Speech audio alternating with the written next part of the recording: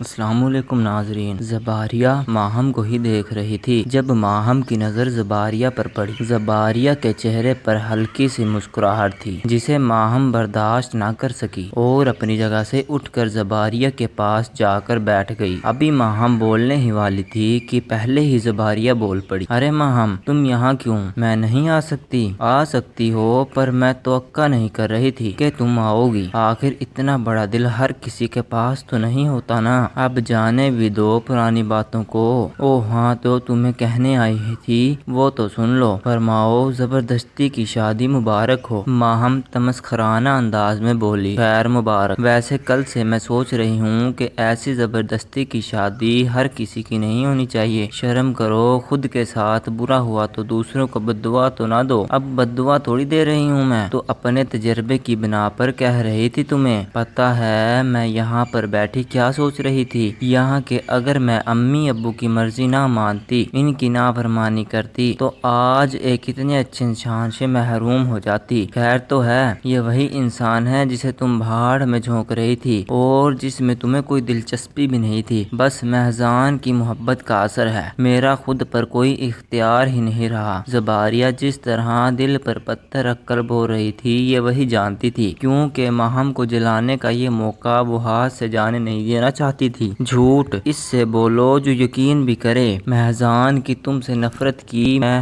چشمِ دید گواہ ہوں۔ وہ تو انہوں نے بتایا کہ وہ سب دکھاوا تھا، اصل میں تو میں ان کی پرنسز ہوں۔ ہاں، شکل دیکھی ہے تم نے اپنی؟ نہیں، لیکن محضان کہتے ہیں میں بہت خوبصورت ہوں۔ بالکل پریوں کی طرح۔ ماہم سے مزید برداشت نہ ہوا، اس لیے اس نے طنزیہ ہنستے ہوئے کہا، خیر اب میں جاتی ہوں، بڑے بڑے جھوٹے دیکھے ہیں لیکن تم جیسا آج پہلی بار دیکھ رہی ہوں۔ بہت شکریہ تشریف آوری کا۔ بس چھوٹی سی درخواست ہے کہ محضان کو اپنے دل سے نکال دو، کیونکہ اب وہ میرا مجازی خدا بن چکا ہے۔ زباریہ نے انتہائی مکاری سے کہا۔ ماہم نخوت سے سر جھٹکتے واپس چلی گئی۔ آئی تو وہ زباریہ کی مسکراہٹ کو ختم کرنے تھی لیکن مزید اضافہ کر کے جا رہی تھی۔ محضان بھائی، آپ کو آپ کے پاپا بلا رہے ہیں۔ ایک کزن کے کہنے پر محضان اپنے دوستوں سے معذرت کرتا اٹھا۔ ماہم جو کب سے محضان کے وہاں سے اٹھنے کا انتظار کر رہی تھی، اس کو اٹھتا دیکھ کر اس نے میسج ٹائپ کیا اور فوراً اس کے پاس پہنچ گیا۔ محضان ابھی شاہ رخ صاحب کو تلاش کرتے آگے بڑھ ہی رہا تھا کہ اپنے نام کی پکار پر اس نے پلٹ کر دیکھا تو پیچھے ماہم کھڑی تھی۔ کافی عرصے بعد اس نے ماہم کو دیکھا آج، حالانکہ پہلے ان دونوں میں کافی دوستی ہوتی تھی اور ہنسی مذاق چلتا رہتا تھا، لیکن جیسے جیسے وقت گزرا اس کی سرگرمیاں بھی بدلتی گئی اور ماہم سے اس کی بات چیت بالکل ختم ہو کر رہ گئی۔ ہیلو ماہم، میں نے پہلے ہی مخاطب کیا۔ ہائے، جواباً محضان بولا۔ کیسے ہو؟ ٹھیک، تم کیسی ہو؟ محضان نے مروت نبھاتے پوچھا۔ کیسی ہو سکتی ہوں؟ ماہم افسردگی سے بولی۔ اچھا ماہم، مجھے پاپا بلا رہے ہیں، میں ان کی بات سن کر آیا۔ بائے۔ انکل نے مجھے بلایا تھا، میں نے ہی انہیں بلایا تھا۔ کیوں؟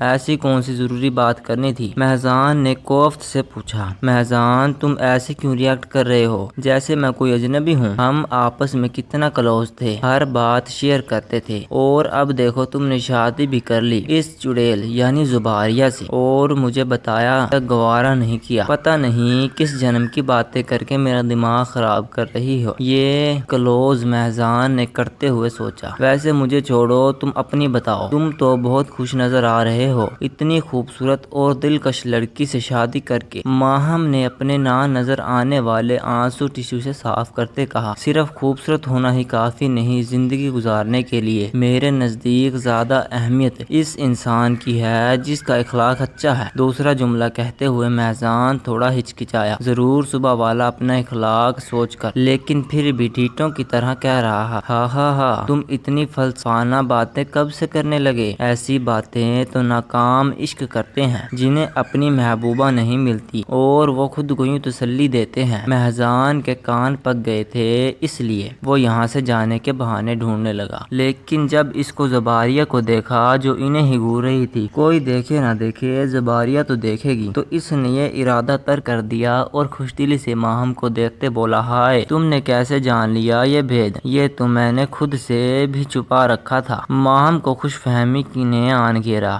دیکھا، مجھے تو پہلے ہی اس کی واہیات لڑکی پر یقین نہیں تھا۔ اچھا تو کون ہے وہ؟ مجھے تو بتاؤ، جو خوش آمدی لہجے میں بولی۔ بس ہے کوئی معجبین، مہذان شاعرانہ انداز میں بولا، جس پر ماہم نے بے ساختہ قہقہ لگایا، اور زباریہ ان دونوں کو ساتھ کھڑے دیکھ کر سوچ سوچ کر پاگل ہو چکی تھی کہ آخر یہ دونوں ایسی کون سی باتیں کر رہے ہیں جو ختم ہونے کا نام نہ لے۔ وہ اتنی دور سے ان کی باتیں تو نہیں سن سکتی تھی، لیکن مہذان کلوفرانہ انداز اچھے سے ملاحظہ کر رہی تھی۔ کتنا بڑا ٹھرکی ہے یہ، 1 گھنٹے سے لوفروں کی طرح اس سے باتیں کیے جا رہا ہے، بے شرم کہیں کا۔ اپنی شادی پہ بھی پرانی محبوباؤں سے فلرٹ کرنے سے باز نہیں آ رہا۔ تم تو پاگل نہیں بدلی، ابھی بھی ویسے ہی ہو۔ بجلیاں گراتی ہوئیں قسمیں مردانہ آواز پر زباریہ، جو مہذان کو دیکھنے میں مگن تھی، اس کا تسلسل ٹوٹا اور اس نے چونک کر آواز کی سمت دیکھا۔ وہ عمران تھا، وہاں رکھے دوسرے صوفے کی پشت پر ہاتھ رکھ کر کھڑا، غلیظ نظروں سے اسے دیکھ رہا تھا۔ پہچانا مجھے؟